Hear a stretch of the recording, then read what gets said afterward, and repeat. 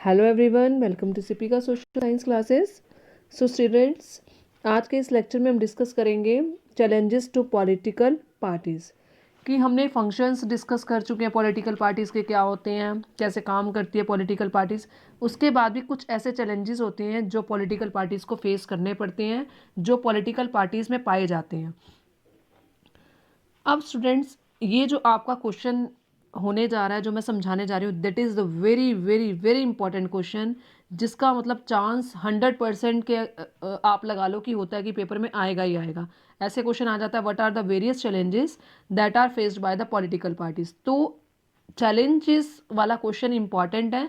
आपने इस video lecture को बड़े ही ध्यान से सुनना है कि कौन कौन से चैलेंजेस हैं जो पॉलिटिकल पार्टीज में पाए जाते हैं। अब स्टूडेंट देखिए, ये क्वेश्चन आपका आता है 5 मार्क्स का। अब इसमें जो चैलेंजेस हैं, अगर हम एनसीईआरटी की बुक के अकॉर्डिंग भी देखें तो ये हमारे 4 चैलेंजेस दिए हुए हैं। और अगर हमने 5 मार्क्स का क्वेश्चन कवर करना है तो इसके मतलब अंदर हम एक चीज़, एक पैराग्राफ और ऐड कर देंगे, that will be your introductory part. Introductory part में आप लिख सकते हैं, all over the world people are dissatisfied with the performance of the political parties. लोग खुश नहीं है पॉलिटिकल पार्टीज की परफॉर्मेंस में। हमारी कंट्री में भी ऐसा सीन देखा गया है। पॉपुलर डिससेटिस्फेक्शन और criticism has focused on 4 problems हैं। वो कौन कौन सी प्रॉब्लम्स हैं कि हमें लगता है पॉलिटिकल पार्टी जो है वो डेमोक्रेटिक तौर पे काम नहीं कर रही है। तो आप एक इंट्रोडक्शन पार्ट भी दे सकते हैं ऊपर, जिससे आपका 5 मार्क्स का क्वेश्चन इजीली अटैम्प्ट हो सके। तो इंट्रोडक्शन पार्ट अब आप ऐड कर देंगे, उसके बाद हम डिस्कस करते हैं हमारे 4 चैलेंजेस के बारे में। हमारा फर्स्ट चैलेंज है लैक ऑफ इंटरनल डेमोक्रेसी। पहले 4 चैलेंजेस मैंने आपको दे दिए हैं ऊपर। आप इसकी हेडिंग को ऐसे ही लिखेंगे, फोर्थ मतलब पहला ये चैलेंज है, दूसरा ये है, तीसरा और ये फोर्थ वन। अब एक एक करके हम इनको डिस्कस करते हैं। Lack of internal democracy. अब स्टूडेंट देखिए, इस चैलेंज में है कि जैसे अगर हम इलेक्शन की बात करें, ऑल ओवर द कंट्री जो हमारे इलेक्शन होते हैं उसमें हम बोलते हैं कि डेमोक्रेटिक वे में होने चाहिए, जहाँ पर इलेक्शन में ट्रांसपेरेंसी हो, इक्वलिटी हो, सब लोगों को चांस मिले to be part of the election process and to be the part of the government. कि लोगों के पास चॉइस होनी चाहिए, लोगों के पास चांसेस होने चाहिए कि वो वोट दें और गवर्नमेंट का हिस्सा बन सकें। इस चीज़ के लिए हम बोलते हैं कि हमारी कंट्री डेमोक्रेटिक है।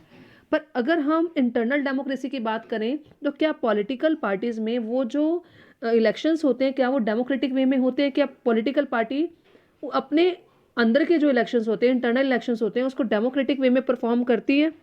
तो ये भी एक बहुत बड़ा चैलेंज है पॉलिटिकल पार्टी में।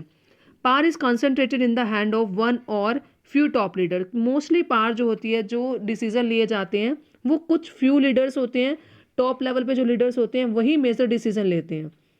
Decision are taken by them only, वही डिसीजन लेते हैं। और बाकी जो ऑर्डिनरी सिटीजन होते हैं, ऑर्डिनरी जो पार्टी के मेंबर्स होते हैं, उनको बिना कुछ कहे वो सारे डिसीजन को मानना पड़ता है, फॉलो करना पड़ता है।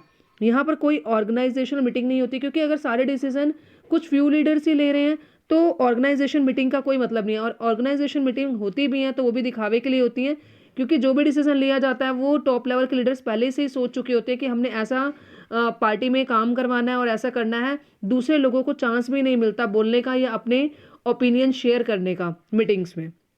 No internal elections and no power to ordinary members. कोई इंटरनल इलेक्शंस नहीं होते और ऑर्डिनरी मेंबर्स को कोई भी पावर नहीं मिली होती। अगर हम बोलते हैं जैसे बंदा बीजेपी में या कांग्रेस में, किसी भी पार्टी का नाम मैं यहाँ पर मतलब स्पेसिफिकली नहीं बोल रही हूँ आपको, वैसे बता रही हूँ कि अगर कोई भी पार्टी हम कहते हैं पर्सन उस पार्टी से बिलोंग करता है, पर अगर डिसीजन में देखें तो उस पर्सन का कोई रोल नहीं होता डिसीजन में। उसको जो टॉप लेवल के जो लीडर्स हैं, जो डिसीजन वो ले लेते हैं, जो पॉलिसी वो बना लेते हैं, उनको उसको सिर्फ फॉलो करना पड़ता है। तो यहाँ पर ये मेजर चैलेंज है कि यहाँ पर पार्टी के अंदर डेमोक्रेटिकली कोई भी काम नहीं हो रहा। अगर हम बाहर बात करते हैं कि इलेक्शंस डेमोक्रेटिक वे में हो, तो पार्टी जो खुद के इंटरनल इलेक्शंस है, क्या वो डेमोक्रेटिक वे में कर रही है? नहीं कर रही है। तो ये भी एक मोस्ट इंपॉर्टेंट चैलेंज है पॉलिटिकल पार्टीज के लिए। Personal loyalty becomes more important rather than loyalty towards party. Means यहाँ पर पर्सन जो है वो पार्टी के लिए लॉयल्टी नहीं दिखाते, वो लॉयल्टी दिखाते हैं पर्सनली मतलब उनको लगता है ये टॉप लेवल का लीडर है, अगर हम ये टॉप लेवल पर अगर हमें पहुंचना है तो इस पर्सन की चापलूसी करनी पड़ेगी, तभी हम टॉप लेवल पर पहुंचते हैं। उसको पार्टी की आइडियोलॉजी से, पार्टी के प्रोपागेंडा से, क्या प्लान है, उससे कोई लेना देना नहीं है। वो सिर्फ किसका लॉयल बन के रह गया? सिर्फ जो टॉप लेवल का लीडर्स है उसके अकॉर्डिंगली उसने काम करना शुरू कर दिया, कि जैसे ये बोलेगा मुझे वैसे ही काम करना है। अगर हमने इनके अगेंस्ट आवाज़ उठाई तो ये हमें पार्टी से क्या कर देंगे? अलग कर देंगे, और हमारी सीट है या जो हम इस पार्टी में वर्क कर रहे हैं वो हमारा यहाँ हाथ से चला जाएगा। तो ये एक मेजर चैलेंज है इंटरनल डेमोक्रेसी, जिसमें जो सारी की सारी पावर है वो कुछ टॉप के लीडर्स के पास आ जाती है, जहाँ पर कोई भी ऑर्गेनाइजेशन मीटिंग नहीं होती भी है तो नाम की होती है, क्योंकि डिसीजन पहले ले लिए जाते हैं। ऑर्डिनरी मेंबर जो होता है उनके पास कोई मतलब अपना आवाज़ उठाने का कोई भी ऐसा राइट नहीं होता, उसको सिर्फ जो ऊपर के लीडर्स हैं, जो टॉप लेवल के लीडर्स हैं, उनकी ही बात माननी पड़ती है। और वो पार्टी की लॉयल्टी की बजाय किसकी लॉयल्टी शुरू कर देते हैं? टॉप लेवल के लीडर की। ये हमारा था फर्स्ट चैलेंज। अब second challenge is about dynastic succession. Dynastic succession हम जैसे बोले नेपोटिज्म, जिसमें टॉप पोजीशन जो है वो कुछ फैमिली के मेंबर्स के हाथ में ही रह जाती हैं। क्योंकि अगर मान लो एक फैमिली का मेंबर है, वो लीडर बना, तो उसके बाद वो किसको सीट देने की कोशिश करेगा? अपनी फैमिली में से किसी को। जैसे हम फिल्म इंडस्ट्री में देखते हैं कि ये पर्सन है, ये एक्टर है, तो इसका बेटा भी कौन सी इंडस्ट्री में जाएगा, उसको आसानी से इसको कुछ भी स्ट्रगल नहीं करना पड़ेगा, जैसे दूसरे हीरो हीरोइंस को स्ट्रगल करना पड़ता है, इसको आसानी से हीरो का दर्जा मिल जाएगा, ये आसानी फिल्म इंडस्ट्री में आसानी से एंट्री भी कर लेगा। ऐसे ही देखा जाता है पॉलिटिकल पार्टीज में क्या होता है? अगर कोई नेता है वो अगर टॉप लेवल पे वर्क कर रहा है तो उसके बेटे को आसानी से टिकट भी मिल जाती है। तो top positions are controlled by members of one family. तो वो जो टॉप लेवल की जो पोजीशंस हैं वो उसी फैमिली के इर्द गिर्द घूमती रहती हैं। बाकी जो दूसरे लोग हैं, नॉर्मल पीपल है, उनको वो चांस नहीं मिल पाता। पीपल विद लेस एक्सपीरियंस और popular sport come to occupy position of power. अब देखिए, उनका बेटा है, ज़रूरी नहीं है उसके पास एक्सपीरियंस ज़्यादा है या उसके पास काम करने के तरीके उसके बहुत अच्छे हैं, ऐसा नहीं है। वो पर्सन लेस एक्सपीरियंस होने के बावजूद भी उस पर्सन को टॉप लेवल पर सीट आसानी से मिल जाती है। और जो दूसरा पर्सन है जिसके पास एक्सपीरियंस ज़्यादा है पर वो टॉप लेवल के लीडर का बेटा नहीं है, उसके अंडर उसने काम नहीं किया, तो उसको सीट मिलनी क्या हो जाती है? मुश्किल हो जाती है। तो यहाँ पर नेपोटिज्म वाली चीज़ चलनी शुरू हो जाती है कि जो टॉप पोजीशन है वो कुछ लोगों के हाथ में ही रह जाती है, बाकी दूसरे पर्सन्स को उस पोजीशन पर पहुंचने का राइट भी नहीं मिल पाता। तो पीपल विद लेस एक्सपीरियंस और popular support come to occupy, जिनके पास लेस एक्सपीरियंस होता है और जिनके पास लोगों की सपोर्ट होती है वही उन पोजीशंस को ऑक्यूपाई कर लेते हैं।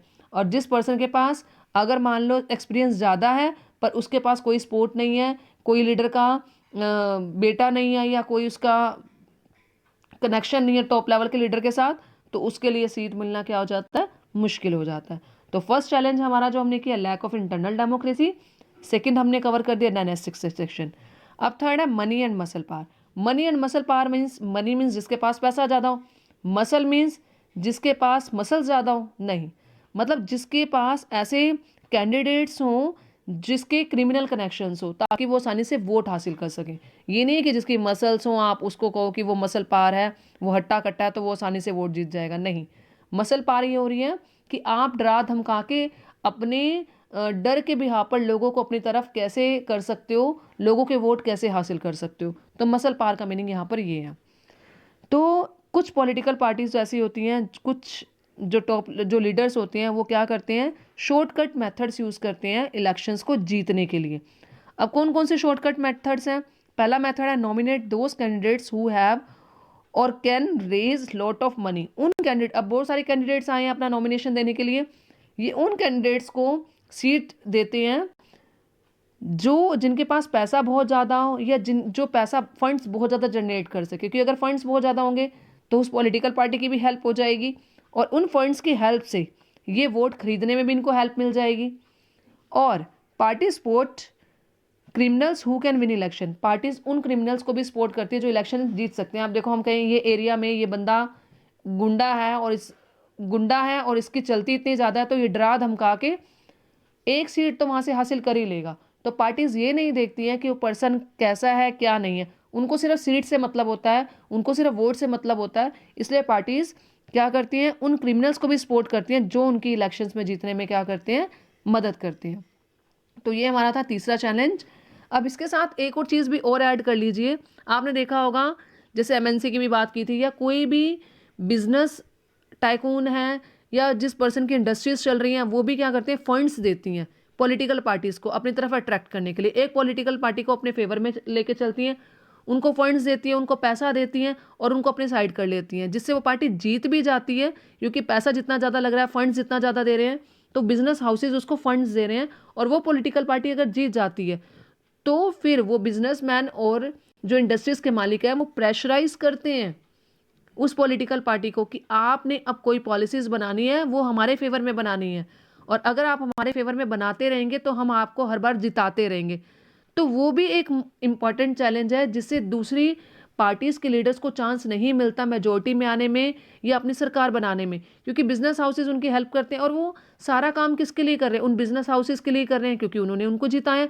इसमें जो नॉर्मल पीपल होते हैं वो पिसके रह जाते हैं, उनके वेलफेयर के लिए कोई भी काम नहीं हो पाता। तो मनी के कारण भी कहीं लोगों को चांस नहीं मिल पाता जो एक्चुअली में सरकार को प्रॉपर्ली चला सकते हैं। तो ये है हमारा तीसरा चैलेंज। अब फोर्थ चैलेंज है, that is our last challenge and important challenge, lack of meaningful choice to voters. अब देखिए, बहुत सारी पॉलिटिकल पार्टीज हैं और पॉलिटिकल पार्टीज में जो चॉइसेस हैं लोगों के पास, सबकी आइडियोलॉजी सेम है, सबके प्लान सेम है, सबकी पॉलिसी सेम लगती है, तो लोगों के पास चॉइस कम होती है कि हम इसको चूज़ करें या इसको चूज़ करें।